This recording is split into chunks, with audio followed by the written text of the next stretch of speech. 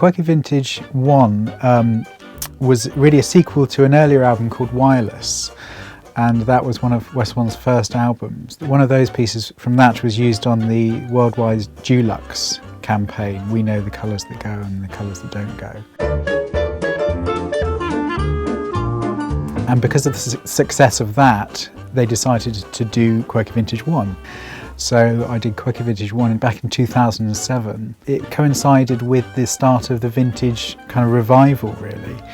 And it found its way onto lots of adverts, but probably the most recognised was on Mad Men. It looks as though the band on set are playing the Charleston, but it's really my Charleston from Quirky Vintage 1.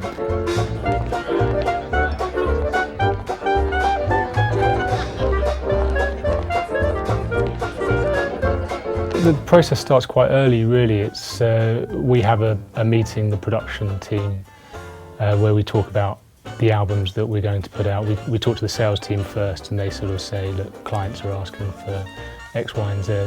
So this started about 8 months ago. Most of the musicians that I use on it, I try and get musicians that have a love of that era of music as well, so they know the style. So I kind of rely on them to come up with the right sounds.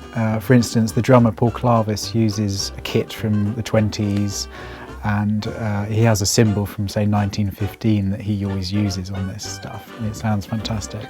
The players that we have on it today are absolutely fantastic. Paul Clavis and John Paracelli and Steve Watts, a great combo, and they feed off of one another in the room, and we can generally use the first take of everything that we do, but they're so creative that they're saying, hey, let's try this in bar 5, let's try this, how about this feel? Most modern projects you'll kind of be working in a variety of different studios. I think it just makes a lot of sense location-wise to get the core of the instruments down, the rhythm section down in a big studio, and then it's usually good to have like a break between that and the first stage of overdub, so you can kind of comp all the best takes together and check that you're kind of going in the right feel and direction with all the tracks. Because I've been writing for West One for about 15 years now, I believe it's all part of what sort of brief you get given,